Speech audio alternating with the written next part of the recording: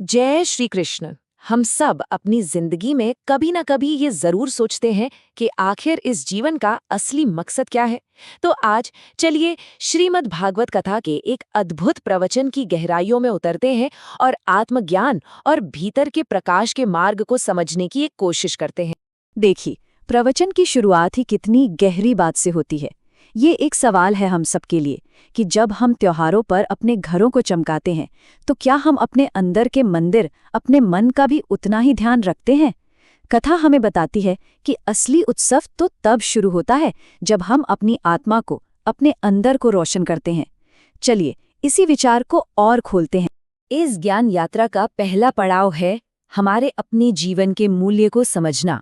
ये जो हमें मनुष्य जीवन मिला है, ये कोई इत्तेफाक नहीं है। इसे एक दिव्य अवसर, एक अनमोल तोहफे की तरह बताया गया है, जिसका एक बहुत ही खास मकसद है। मतलब ये सिर्फ मांस और हड्डियों का एक ढांचा नहीं है, बल्कि एक पवित्र वाहन है, एक ऐसा साधन जिसे एक दिव्य उद्देश्य के लिए बनाया गया है। और वो उद्देश्य है आध्यात्मिक मुक्ति को खोजना और उसे पा लेना, एक ऐसी क्षमता जो किसी और योनि में नहीं मिलती। इसे ऐसे सोचकर देखिए, कितना सुंदर उदाहरण है कि ये मानव जीवन एक डिवाइन वीजा की तरह है। यही वो एकमात्र दस्तावेज है जो हमें आध्यात्मिक लोकों में एंट्री दिला सकता है।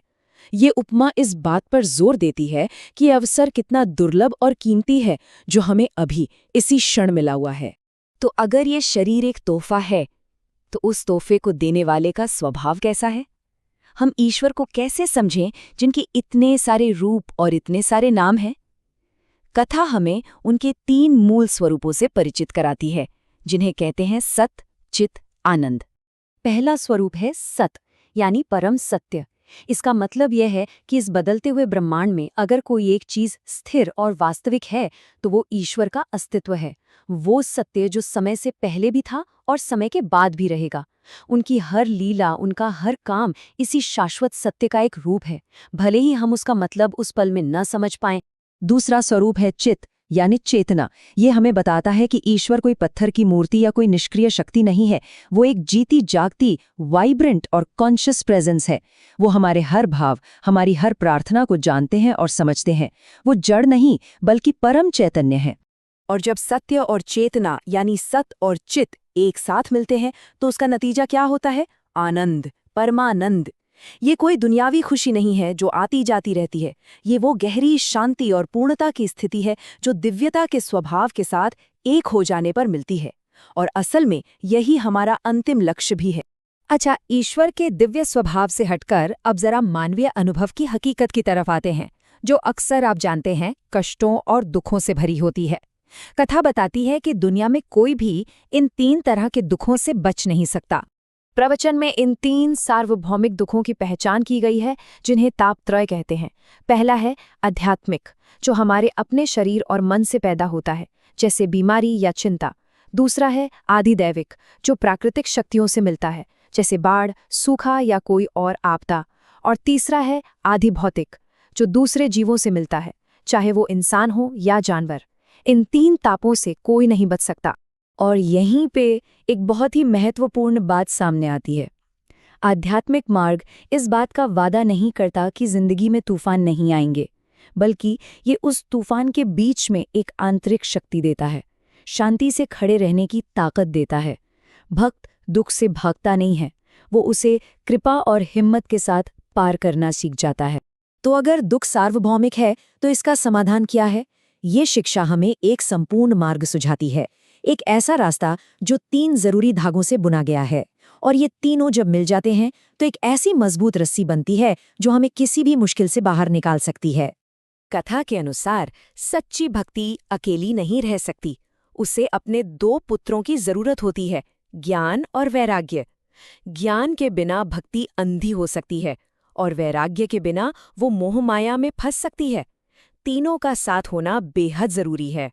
यहाँ वैराग्य के बारे में एक आम गलतफहमी को दूर करना बहुत जरूरी है। वैराग्य का मतलब घर परिवार या दुनिया छोड़कर भाग जाना नहीं है।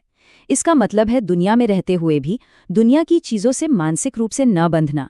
ये मन की एक आजाद अवस्था है, कोई बाहरी दिखावा नहीं। लेकिन ये सारे सिद्धांत असल जिंदगी में कैसे काम करते हैं?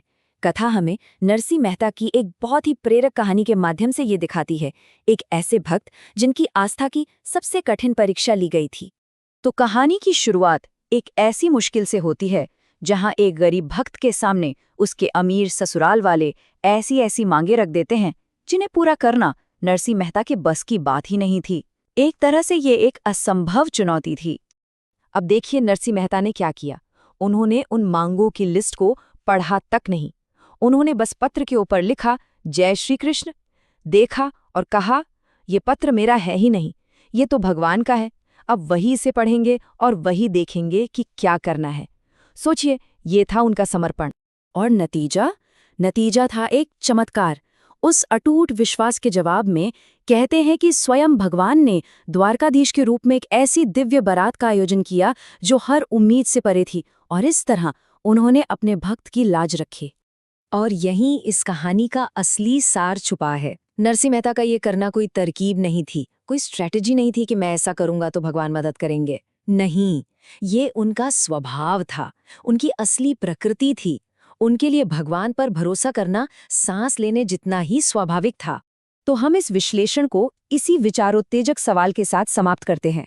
आज की दुनिया में जहां हर कोई हर चीज को कंट्रोल करना चाहता है, वहां नरसी मेहता की ये कहानी हमें विश्वास और समर्पण की शक्ति पर फिर से सोचने के लिए मजबूर करती है, और ये सवाल छोड़ जाती है कि क्या पता असली कंट्रोल सब कुछ छोड़ देने में ही हो। जय श्री कृष्ण।